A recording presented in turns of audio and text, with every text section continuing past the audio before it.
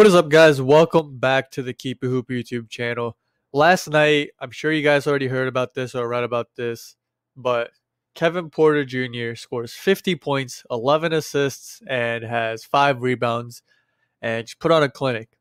And I wanted to go over the game a bit, right? It was a game that I know the Bucks didn't have Giannis, but they should have won that game playing against the 16 and 47 Houston Rockets team. So I wanted to go over some of the things Milwaukee could have done better, but also look at what Kevin Porter Jr. did well. Coming out of college, I was really high personally on Kevin Porter Jr. I thought that he had the abilities, the talents, the skills to become the best scorer and even possibly the best overall offensive player out of anyone drafted in his draft class. And granted, there were some questions about his off-court issues and his maturity.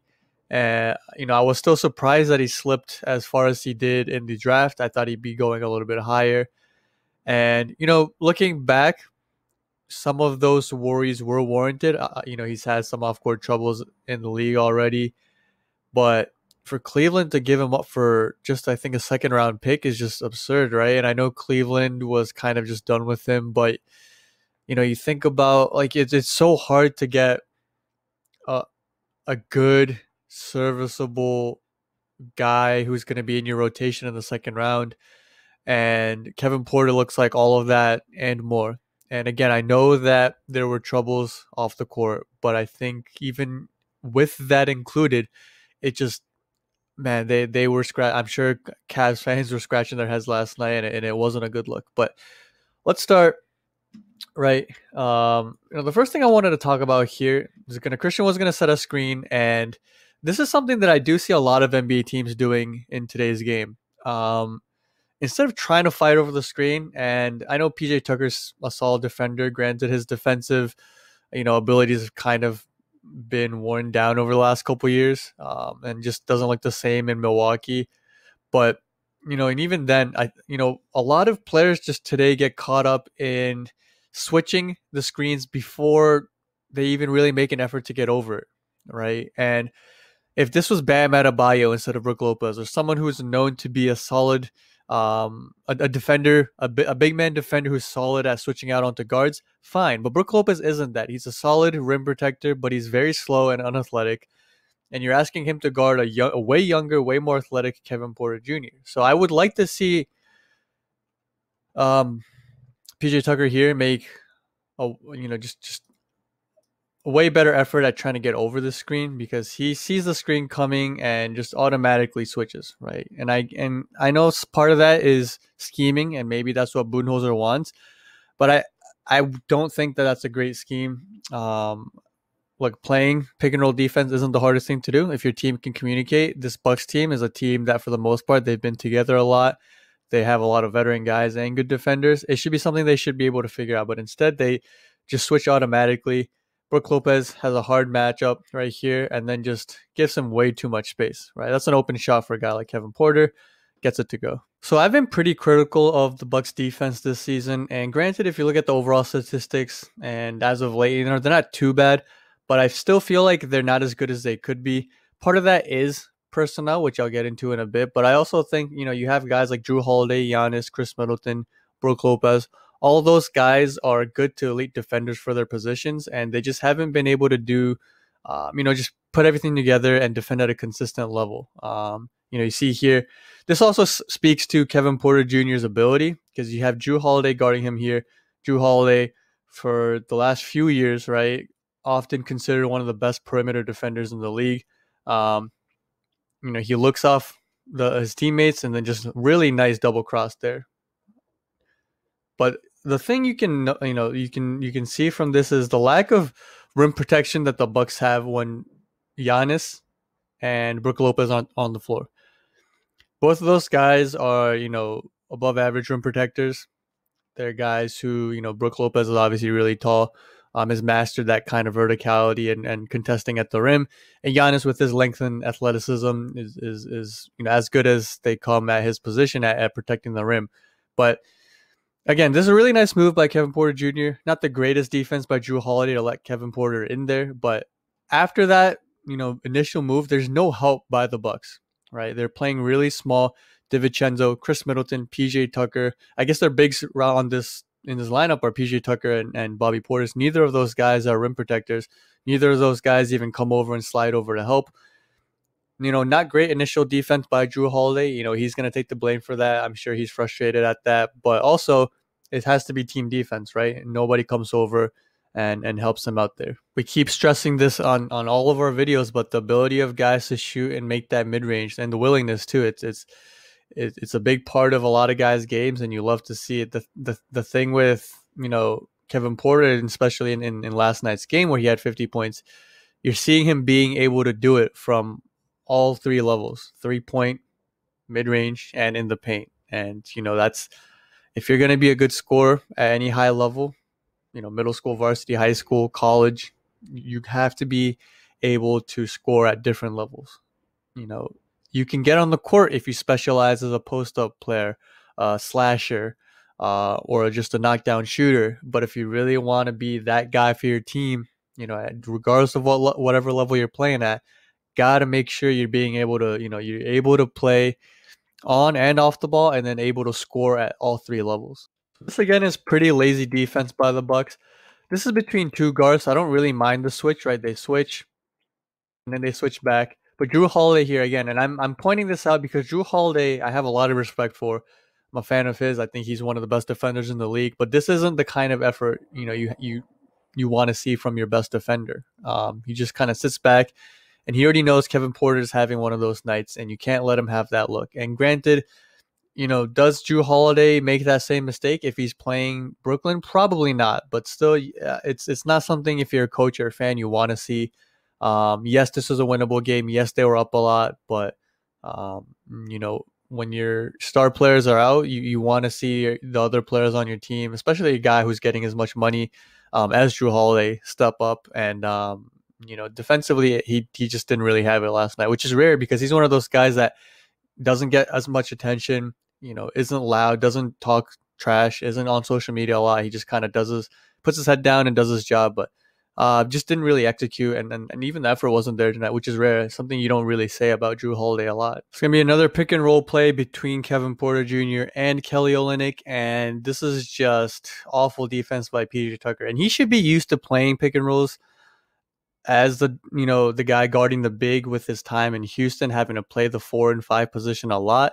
But you see here, they use a screen, and it's either I don't know what the defense is, because Jrue Holiday drops off as if they're gonna switch, and then PJ Tucker isn't hedging at all. Like, he's all the way back here, and you see the amount of space Kevin Porter Jr. gets to just do whatever he wants, and he just steps up and hits the wide open three. So really bad defense again by the Bucks. So this defense is a little bit better, but this is when guys like Kevin Porter Jr., who's when I watched him in college, he was one of those guys who was kind of streaky, but he's already seen a lot of good looks go in. He's starting to feel it. Way better defense there by PJ Tucker, but it's a little too late at this point, right? You can tell whenever he's getting the ball, he's looking to score now, and he just had it going all night.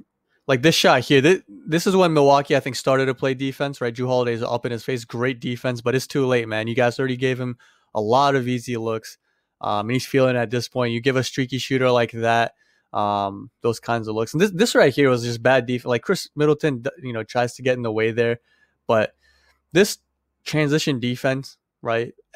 When you're trying to play transition defense, rule number one is stop ball, which nobody on Milwaukee does. Dante DiVincenzo goes for a steal, which he does not get. Brook Lopez makes probably the worst attempt he's ever made at a steal.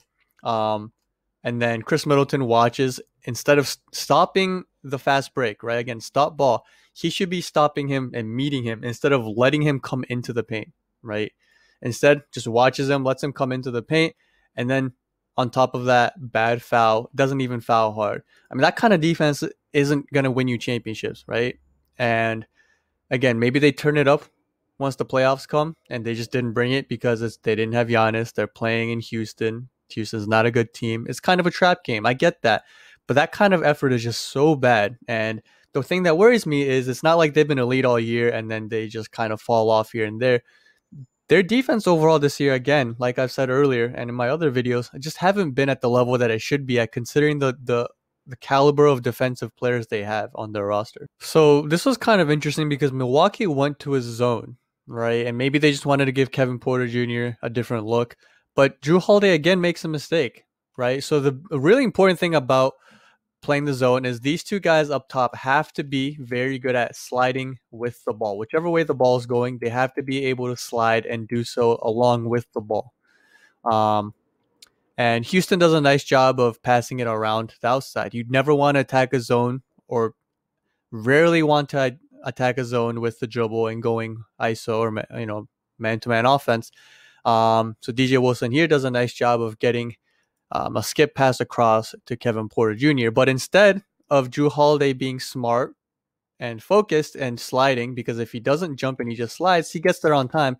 But instead he goes for the steal, which he's not that close to, lets the ball get over, doesn't slide. Jeff Teague has to guard 2. He doesn't slide up at all, doesn't even stunt really, not even a half-hearted attempt. And Drew Holiday, by the time he gets there, it's too late. Again, Kevin Porter Jr. is already feeling it. And he has to know better to not go for the steal. Again, no rim protection, right? The only big they have on the floor, Bobby Portis, goes for the steal for some reason, and then just gets blown right past. Again, here, this level of defense is just so bad. He doesn't use the screen, right? And this time PJ Tucker was actually hedging, which is why he's late kind of helping on this side. So this wasn't his fault. Chris Middleton just gets beat, and Kevin Porter doesn't even really make a move. He just gets past him. And again, because of Christian Wood being able to shoot the 3, Brook Lopez has to respect that. He's not there to protect the rim. But Drew Holiday and Pat Connaughton, what do they do? Well, they just watch. They don't do anything. PJ Tucker reaches in, really bad foul. Again, not fouling him hard. And just a lot of that all night. Again, like you see in these clips, right? The initial defense is bad. Drew Holiday, Chris Middleton, PJ Tucker, they're getting beat easily, right? And then you talk about their screen defense whenever there's a screener. Really bad hedging. They're letting Kevin Porter just step into the 3. And then the times where he gets past those guys, no help defense. Really bad fouls where they're not fouling hard. If you're going to foul like that, just let him go, get the 2. And again, I do want to preface this by saying I understand Giannis was out. It's a trap game. They're playing against a bad team in the Rockets. But like I said before, this has happened in other games. And it is worrisome because PJ Tucker isn't young. Drew Holiday's getting older. Chris Middleton's and Giannis are definitely younger. But this team isn't the defensive team I thought they would be. Now, there's still a chance they turn around the playoffs. But it is something I think everyone should keep an eye on because both Philadelphia, when they're firing in all cylinders, if Seth Curry can get back on track and Ben Simmons can stay healthy, and obviously Brooklyn, those two teams are not easy teams to stop. You have to be focused and on the same page defensively if they want to come out of the East. Now, they're already not the favorites, right? The favorites most people have is Brooklyn, and then I might be split between Milwaukee and Philadelphia, but I would say more people have Philadelphia. And if Milwaukee wants to make something out of the season and get to the finals, because at this point, they've succeeded in the regular season enough times. So regular season success doesn't just do enough for their fan base, their players, or their front office, their ownership, right? They want to get to the finals and contend at the highest level. And if they want to do that, their defense has to step it up. Their offense, I think, is fine for the most part. I still think that Giannis gets kind of stuck in being this, just putting his head down and trying to get to the rim and draw fouls. I think that style of play, it's sometimes not, one, it's not the most fun to watch, but 2, it can be not the most effective way to play, especially when the referees officiate games a bit differently in the playoffs. But I think the focus has to be on defense because their ceiling defensively is high. But they again don't have a lot of rim protection outside of Giannis and Brook, and their main guys are struggling to defend at times, and it is concerning to see. Granted, again, they've been better overall as of late, but I still don't think they're as good as they need to be or as good as they should be defensively. Hope you guys enjoyed this video, though. That'll be it for today. Not sure if we'll have a video coming out over the weekend, but we'll definitely be back next week. Please remember to like, subscribe, share, and comment. Be sure to follow us on our social media pages. Links will be in the description below. Until next time, though, peace.